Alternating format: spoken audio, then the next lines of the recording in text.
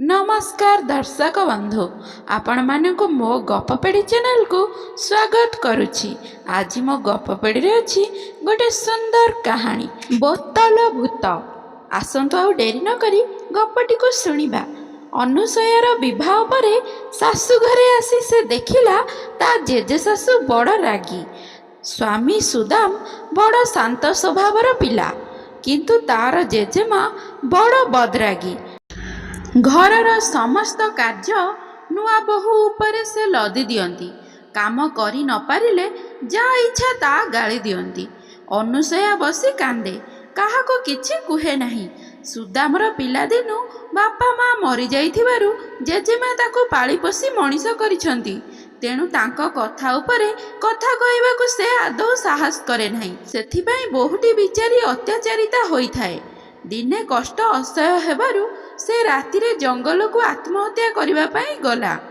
सेतेबेले जड़े तांत्रिक भूत मानकु खोजी बुलुथांती।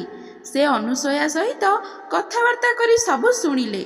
अनुसया कहिला, मु आउ बंचिबाकू चाहे नाही, किंतु सहजरे किपरि मरिबी मते ताहा कहि दियो। तांत्रिक ताको गोटे बोतल देई कहिले, झियो आत्महत्या करी मरिबा बड़ पाप। तू एही बोतलटी ने, एहा मध्यरे भूतटिए अछि।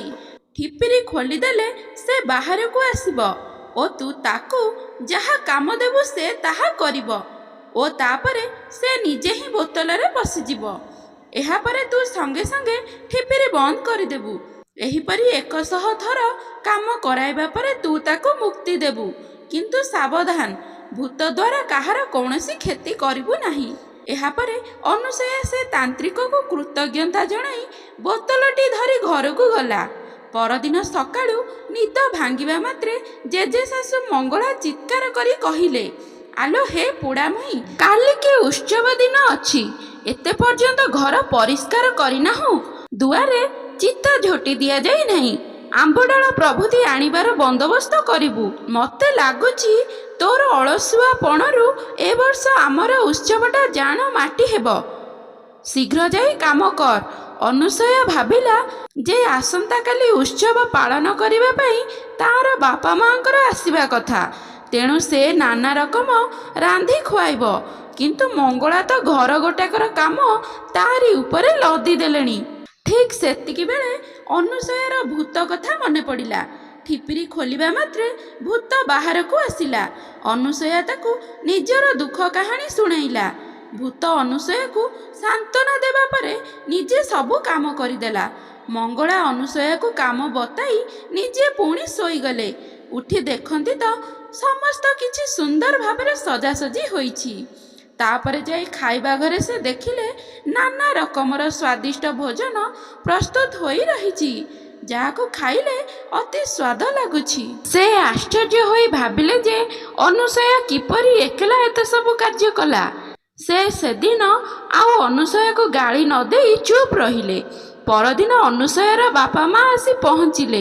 मंगला अनुसयार खूब प्रशंसा कले। 2 दिन खुशी बासी रे रही से माने फेरी गले। मने मने भाबिले झियो शाशु घरे बड़ आनंद रे अछि। तापरे मंगला पुणी अनुसया को हैरान रे पकाइले। से कहिले, चारिआडे असना मसना होई पड़िछि, शीघ्र परिष्कार कर। बड़ बड़ पात्र कूआ पाखक नहीं जल भरी नहीं आस, रंधारंधी यथा शीघ्र कर इत्यादि कामर बराद देई सारी से पड़ोसी घर को गप करने को चलीगले। बोतलर ठिपिर खोली अनुसया भूतटी को बाहर करी समस्त कार्य ताहारी द्वारा ही कराई नेला। एसबु देखी मंगला हठात चमकी पड़िले। से भाबिले जे किपरि एहा संभव हेउची। तापरे से कहिले, कूआ पानी लुणिया दोरोसा, लुगापटा खराब हेउची, लुगा नहीं शीघ्र नईरे धोई आण। अनु कहिला, ठीक अछि। मंगला कहिले, खाली ठीक अछि कहिले हेबो नाही, लुगा सबु नहीं नईरे धोई नहीं आस। एकाठी तो तू आउ एते लुगा नहीं पारिबु नहीं, थोड़ा लुगा नहीं काची नहीं आस, पुणी कच्चा लुगा रखी अन्य तक धोइबा को नहीं जा, नहेले पारिबु नहीं, जा शीघ्र जा। अनु कहिला, सेठारे तो बहुत पवन, सेठी लुगा गुड़िक सुखाई देबी कि? हाँ, सेठी सुखाई दे, मु निजे आसी देखिबी जे किपरि सुखाइचु। ଏତିକି କହି ସେ ପଡ଼ୋଶୀ ଘରକୁ ଗପ କରିବାକୁ ଚାଲିଗଲେ। ଅନୁ ନଦୀ ତୀରକୁ ଗଲା। ଭୂତ ଲୁଗା କାଚିଲା, ଗାତ ଖୋଳି ବାଡ଼ି ପୋତି ସେଥିରେ ଦଉଡ଼ି ବାନ୍ଧି ଲୁଗା ଶୁଖେଇଲା। ଆଉ ଅନ୍ନପୂର୍ଣ୍ଣା ନଈ କୂଳରେ ବସି ଲୁଗା ଜଗିଥାଏ। ମଙ୍ଗଳା ଆସି ସେସବୁ ଦେଖି ସ୍ତବ୍ଧ ହୋଇଗଲେ। ଏତେ କାମ କିଏ କେତେବେଳେ କଲା? ତଥାପି ମଧ୍ୟ ସେ ଅନୁକୁ ପ୍ରଶଂସା କଲେ ନାହିଁ। ସେ ଭାବିଲେ ଏହା ପାଖରେ ନିଶ୍ଚୟ କୌଣସି ମାୟାବୀ ଶକ୍ତି ବା କୁହୁକ ଅଛି। ଯାହା ବି ହେଉ ସେ ତ ନିଜେ ମୋତେ ଡରେ, ତେଣୁ ତାର କାମ ଯିଏ ବି କରୁ, ମୋ ହାତରେ ତ ଅନୁ ଅଛି, ସିଏ ମୋର କ'ଣ ବା କରିପାରେ। ସେହି ଦିନଠାରୁ ମଙ୍ଗଳା ଅନୁକୁ କଷ୍ଟସାଧ୍ୟ କାମ କରିବାକୁ ଦିଅନ୍ତି ଓ ଅନୁ ଭୂତ ଦ୍ୱାରା ସେସବୁ କାମ ସହଜରେ କରାଇ ନିଅନ୍ତି। ଏହିପରି ଭାବେ ତାହାର ଦିନଗୁଡ଼ିକ ବେଶ ଆରାମରେ କଟିଯାଉଥାଏ। ଚାହୁଁ ଚାହୁଁ ସେ ଭୂତ 2 ମାସ ମଧ୍ୟରେ 98 ଥର ବୋତଲରୁ ବାହାରିଲାଣି। ଏବେ ଆଉ ମାତ୍ର 2 ଥର ବାହାରିବା କଥା। ତାପରେ କ'ଣ ହେବ? ଏହି କଥାକୁ ନେଇ ଅନୁ ବଡ଼ ଚିନ୍ତାରେ ପଡ଼ିଗଲା। ତାପରେ ସେ ଘରର ଗୋଟାଏ କୋଣରେ ବସି କାନ୍ଦିଲା। ମଙ୍ଗଳା ସେପଟକୁ କ'ଣ କାମ କରିବା ପାଇଁ ଯାଇ ଅନୁକୁ ଦେଖି ଗର୍ଜି ଉଠି କହିଲେ, ତୋର କ'ଣ ହୋଇଛି? ଦେଖୁଛି ତୁ ବଡ଼ ଆରାମରେ ବସିଛୁ। କୂଅ ପାଣି ବଡ଼ ଲୁଣିଆ ଦୋରସା। ଶୀଘ୍ର ଯାଇ କୂଅରୁ ପାଣି କାଢ଼ି ଦେଇ ନଦୀ ପାଣି କୂଅରେ ଢାଳିବୁ ଯା। ମଙ୍ଗଳା ସେଠାରୁ ଯିବା ପରେ ଅନୁ ବୋତଲ କାଢ଼ି ଭୂତକୁ ସବୁ କଥା କହିଲା। ତା କଥାରେ ସେ ଭୂତଟି ଚିଡ଼ି ଯାଇ କହିଲା, ତୁମର ବିବେକ ବୋଲି କିଛି ଅଛି ନା ନାହିଁ? ଦିନକୁ ଦିନ କଷ୍ଟ କାମ ଦେଇ ଚାଲିଛ। ନଦୀର ପାଣି ଆଣି କୂଅରେ ଭରିବା କଥା କେହି ବି କଳ୍ପନା ମଧ୍ୟ କରିନପାରେ। ତୁମର କ'ଣ ମୋ ପ୍ରତି ଟିକିଏ ହେଲେ ବି ସମବେଦନା ନାହିଁ, ଦୟା ନାହିଁ? କ'ଣ ତୁମର ଇଚ୍ଛା? ତାପରେ ଅନୁ କହିଲା, ତୁମେ ଦେଖୁନାହଁ କି ମୁଁ କେତେ ନିଃସହାୟ? ତୁମକୁ କାମ ଦେବାକୁ କ'ଣ ମୋତେ ଭଲ ଲାଗୁଛି? କେବଳ ଅତ୍ୟାଚାରୀ ଜେଜେ ଶାଶୁ ଯୋଗୁଁ ଏତେ କଥା ମୁଁ ବାଧ୍ୟ ହୋଇ କରୁଛି। ମୁଁ ବାଧ୍ୟ ହୋଇ ତୁମକୁ କଷ୍ଟ ଦେଉଛି। ତା ହାତରୁ ମୁକ୍ତି ପାଇବାକୁ କ'ଣ କରାଯାଇପାରେ ଭାବିକି କୁହ ତ?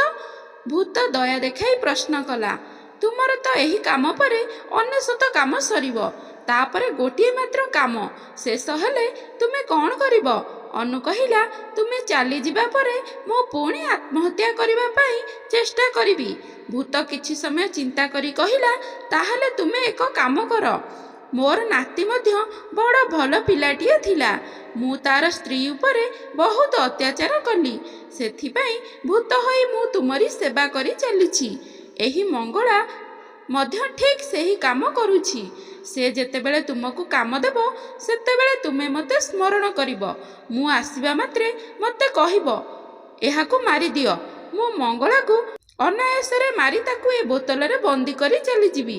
ତାପରେ ସେ ମୋ ପରି ଭୂତ ହୋଇ ବୋତଲରେ ରହିବ ଓ ଏବଂ ତୁମ ଉପରେ କରୁଥିବା ଅତ୍ୟାଚାର ଯୋଗୁଁ ତାର ଯେଉଁ ପାପ ହେଉଛି, ତୁମ କାମ କରି ସେହି ପାପର ପ୍ରାୟଶ୍ଚିତ ନିଶ୍ଚୟ କରିବ।